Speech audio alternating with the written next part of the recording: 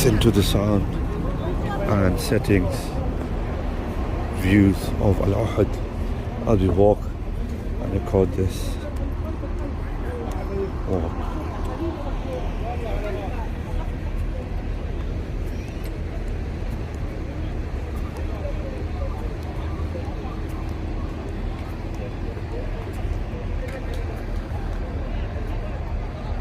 Imagine you are walking through this route to Uhud al-Mubarak as the companions would have done.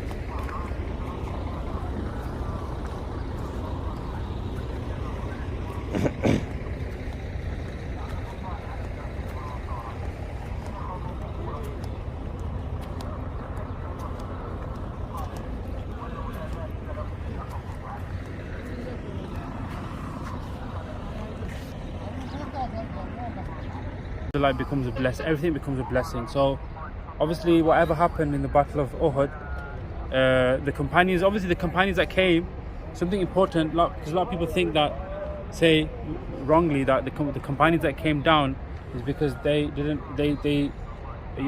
disobeyed the instruction of Prophet. No, that's not the case.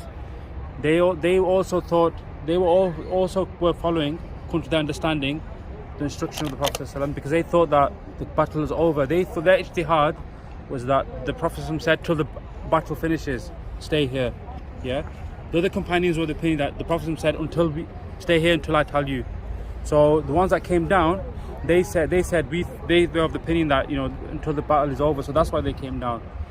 So so that's a very important clarification. They should have obviously the best opinion with the Sahaba. MashaAllah. Yeah, that's a good point you made, because many of the books and many of the speeches people do, they tend to, in a sense, fault find with the greatest humans to have ever walked the earth, and that can lead to other fitnas and frictions arising in the ummah of Rasulullah sallallahu alaihi wasallam, which ultimately can also harm the community. Well, one of the reasons why they do that actually is they think like that is because they look at them and they just see a reflection of themselves. So it's like, because the Prophet said that the believer is like a mirror to the believer. So what they say, they think they have their own mindset and they have their own nafs, those people that say that, and they look at them and think, if they were in that situation, that's what they would have done. They would have gone down and seeing the booty and said, yeah, let me get it now because it's over, because that's their own nafs. But the Sahaba, have to understand, the Sahaba were the most purified people.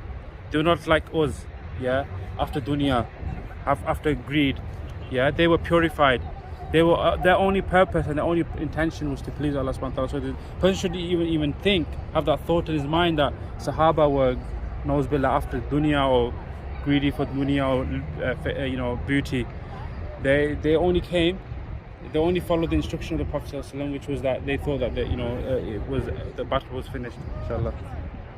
MashaAllah, Jazakallah for this few words, which also holds many clarification with regards to the historical event that took place here, and in terms of relating to the personal lives of people and oneself, roles that would have been there at the time as well, and also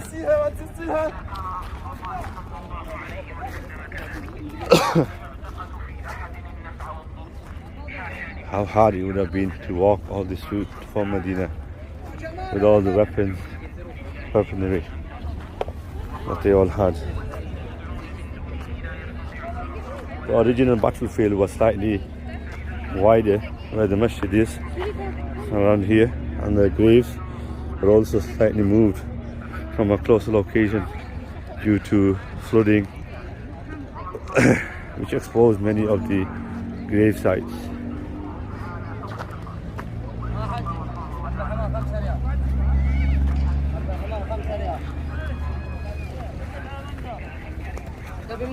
Now we are walking on top of the mound where the archer stood, and then we're completely overrun by Khalid ibn al-Walid and Ikrimah ibn Abi Jahl and their forces, cavalry, who were waiting to observe a weakness within the army of the Muslims.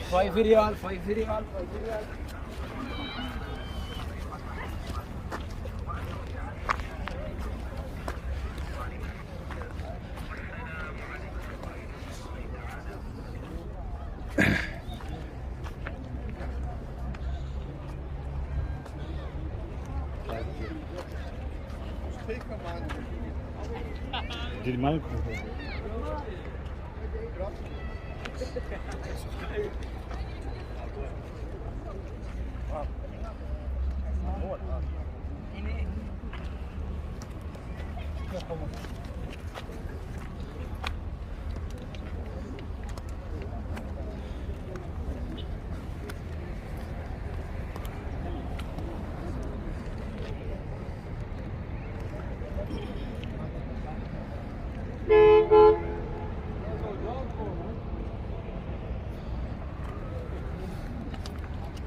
This is the view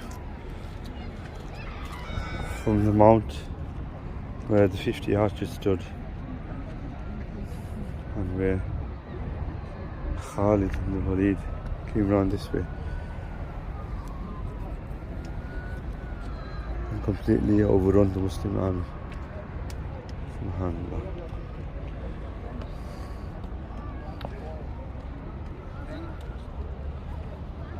Inshallah, Br Yasar will say how he feels to be standing where great Sahaba once stood in defending the Ummah of Rasulullah Sallallahu Alaihi Wasallam and the message of Deen and Islam, and how essentially the location, all the surrounding areas, palm orchard, stones and rocks of this place is essentially still the same. Alhamdulillah Rabbil Alameen. Salatu wassalamu ala Sayyidina Muhammadin wa ala alihi wa sahbihi ajma'in. Alhamdulillah, it's a great honor and pleasure, blessing of Allah subhanahu wa ta'ala that we're able to come here to this blessed place where Sahaba once fought to protect the deen of Allah subhanahu wa ta'ala, to fight for his sake. So obviously the main purpose of coming here really obviously is to remember the companions and remember the sacrifices, but also to take lessons as well. So that's the main purpose. It's not just a ritual, we're just coming, just let's see this place, let's see that place. That doesn't really, it's not really that beneficial for that person. More benefit is that he comes and he thinks, what lesson can I take from the lives of the companions? One of the greatest lessons we can take is that Yeah, carry on. one of the greatest lessons we can take from this